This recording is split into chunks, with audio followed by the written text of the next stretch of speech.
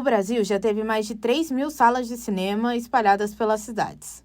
Antes dos shoppings, do streaming, da tela no bolso, o cinema era um lugar físico, acessível e urbano.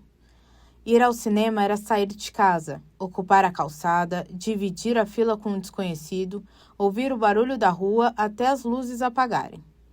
Nas épocas seguintes, esse mundo foi desmontado, sala por sala, cidade por cidade. Essa é a história do que resistiu.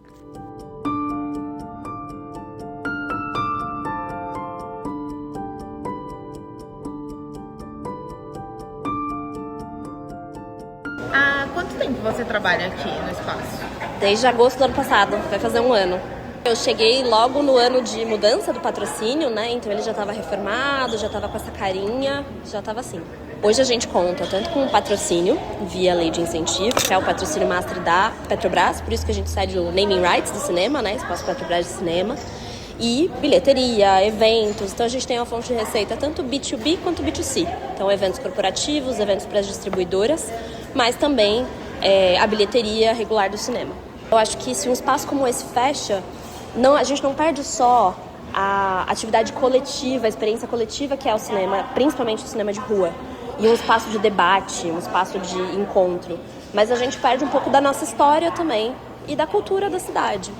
Para mim esse espaço é isso, é uma ferramenta da cidade, da sociedade para debater através da arte. Na década de 1970, Ancini descreve o Parque Exibidor Brasileiro como vigoroso e descentralizado. 80% das salas estavam em cidades do interior. Não eram grandes complexos. Eram salas únicas, geridas por família, com um projetor e uma programação que cada exibidor escolhia por conta própria. A programação era diversa por necessidade. Sem a concentração de grandes redes distribuidoras, cada sala escolhia o que passava. Cinema italiano, faroeste americano, chanchada brasileira, filme de arte europeu. Tudo dividindo o mesmo cartaz. Para grande parte da população brasileira, aquela sala era o único contato com o audiovisual que vinha de fora. Era cinema ou nada. Eu acho que a minha geração teve a sorte de pegar os dois lados, né? De pegar a queda e a nova ascensão do cinema de rua. A minha geração perdeu, sem saber que estava perdendo, com certeza o senso de comunidade. De estar todo mundo num espaço onde o único intuito é assistir o filme. Cinemas de grandes franquias que muitas vezes estão no shopping, você já vai com aquela sensação de pressa, sabe? De que tudo tem que ser muito corrido. E, em compensação, no cinema de rua, você vai com um único objetivo. Eu estou indo no cinema sem distrações, a minha mente vai focar toda naquele filme que eu estou indo assistir. O cinema de rua também, ele te traz experiências que eu acho muito difícil você ter em outros cinemas multiplex ou cinemas de shopping e tudo mais.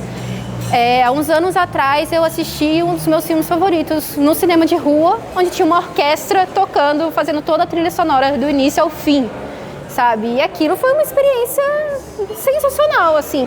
O cinema de rua, ele sempre vai ter o que oferecer. Ele sempre vai ter o que oferecer, ele sempre vai oferecer a mais e melhor, muitas vezes melhor do que os cinemas de grande franquia. Também vou no multiplex, no cinema de rede, acabo assistindo alguns filmes lá, frequentando, mas o cinema de rua acaba me ganhando muito mais e ele passa uma experiência totalmente diferenciada. Eu acho que desde que você entra no cinema de rua, você tem uma outra experiência do que você tem em cinema de rede. Se você não foi, eu recomendo você ir pelo menos uma vez. É meio triste dizer isso, mas enquanto a gente ainda tem cinemas de ruas aberto, porque às vezes a gente não tem como a gente ter a noção, a gente sabe sobre essa notícia de despejo e fica gerando na nossa cabeça o que vai ser daqui para frente. Épocas diferentes, experiências diferentes. Mas quem vai ao cinema de rua hoje busca o mesmo de quem ia nos anos 70. Um lugar para estar, para ver, para pertencer. Essa conversa continua no podcast.